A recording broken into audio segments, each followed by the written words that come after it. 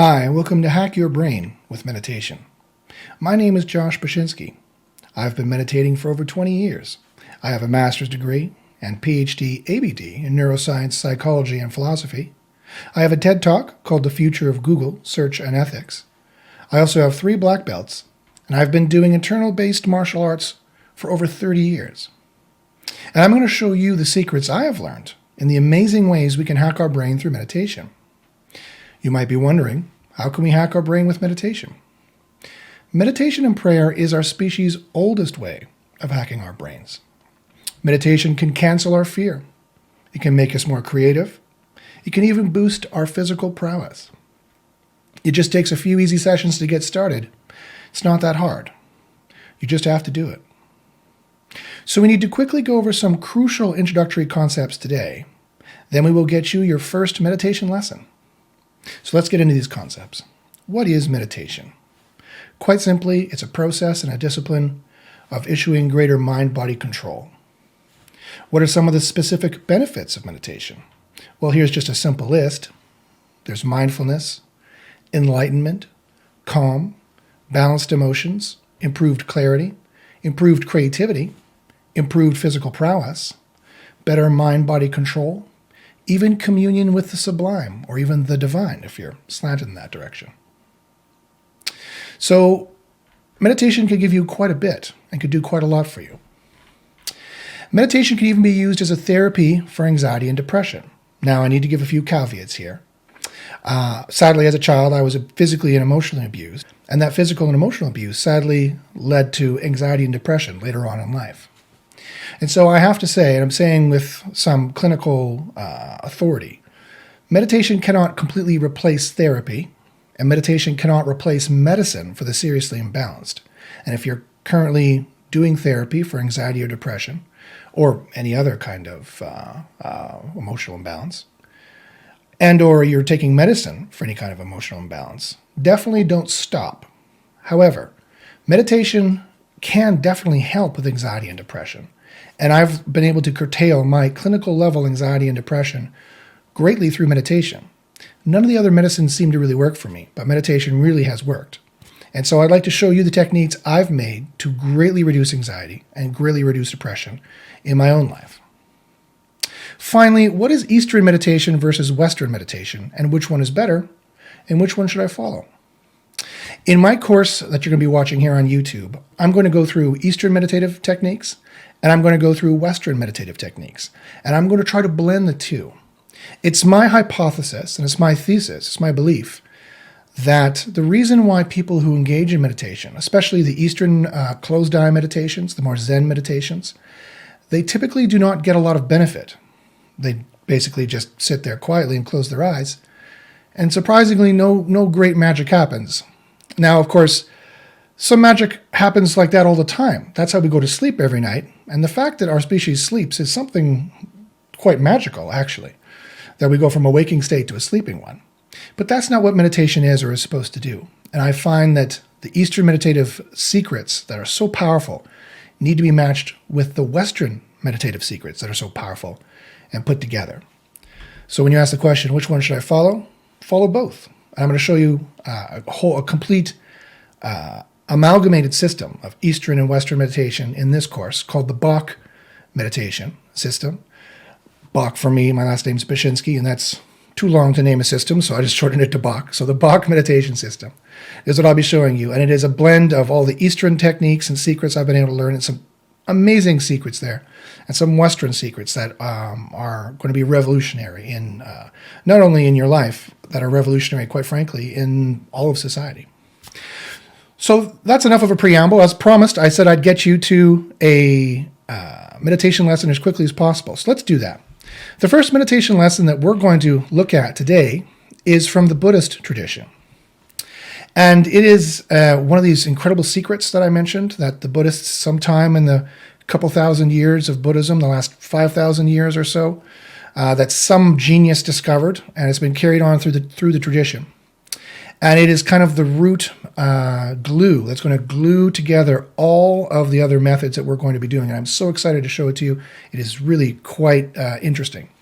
One extra little caveat as well is that sometimes when teaching the Eastern and Western meditative techniques, sadly, I have to use metaphor to describe things.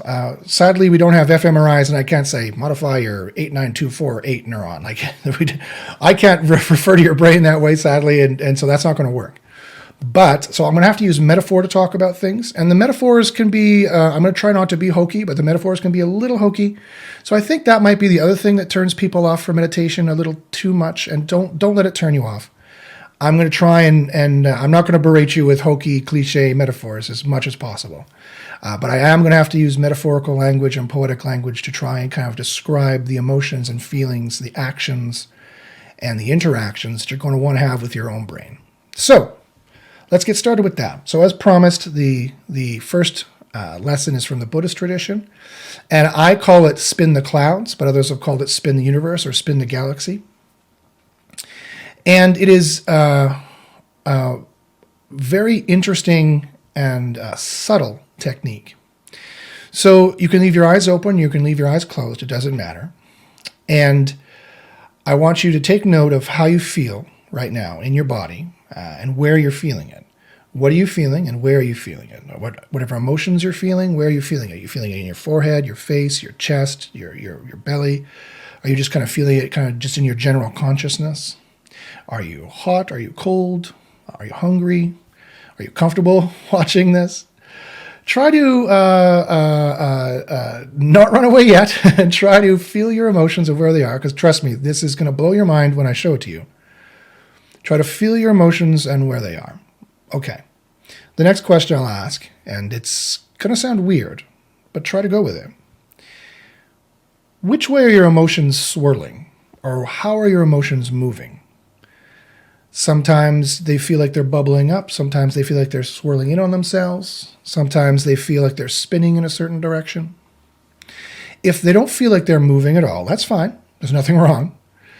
I want you to imagine that they're moving. I want you to focus on the palpable feeling of the emotions and the feelings you're feeling so much that whatever way it's moving, either through your body or through your consciousness, it doesn't even have to be in your body. You could just feel, and it feels like it's almost hovering in front of your chest. It doesn't feel like it's in your body. Emotions, for me, feel like they're kind of right here in front of my chest, mostly. You might be the same way. And whatever way these emotions are moving, I want you to pay attention to that. Just close your eyes or keep your eyes open and pay attention to how your emotions are moving around. Now, the next step, which is the interesting one and the crucial one, after you feel which way your emotions are moving, and if they're not moving in a particular way, after even all this prodding of me asking you which way they're moving, I want you to purposely imagine them moving in a certain way.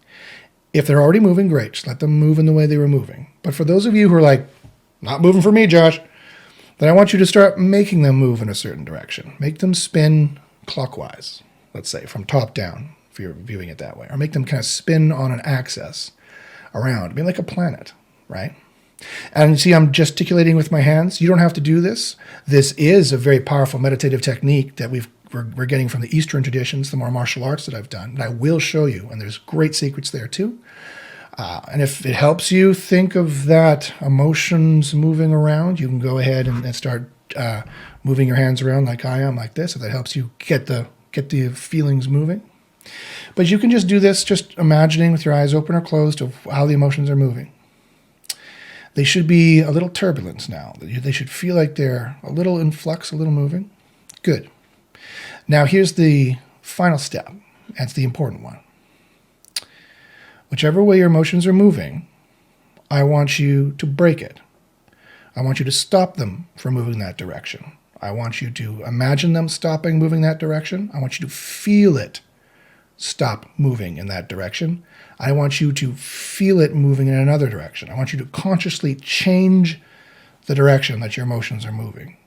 The exact opposite way of whatever they were doing. If they were swirling this way, make it go this way. If it was going this, if it was turning in and out on itself, then turn it the other way around. Then break it again, and break it again, and break it again. And break the movement as many times as you need to, and feel that the emotions change and they move around when you break them. The easiest way to think about this is it was spinning like a galaxy would, top down, like our Milky Way galaxy, or maybe like a hurricane or a cloud. and you looked at it, you felt it the way it was moving, and then you imagine it going the opposite direction, and then the opposite direction again, and the opposite direction again. For me, and my very nervous mind, I need to break it a number of times and move it a number of times, and you might need to do the same thing. So that's your first lesson, and that's our first course for today. I want you to practice this. This is a very important thing to practice. You can practice on the bus, you can practice it driving, as long as it's not getting in the way of you paying attention on the road. You can practice this sitting watching TV or watching other YouTube videos. And I want you to practice spinning the clouds, breaking your feelings, breaking the emotions, consciously feeling them move in another direction. And you can do that as many times as possible because the practice will be useful as we move forward with new lessons. So if you'd like to like and subscribe somewhere down here, I'm not sure where, I always get confused if it's the left or the right side. If you want to like and subscribe somewhere, either over here or like and subscribe over here, wherever it is down here, if you would please like and subscribe, I would appreciate that. I'm not sure where it is. And watch out for new lessons. They'll be coming in the coming weeks. And be healthy.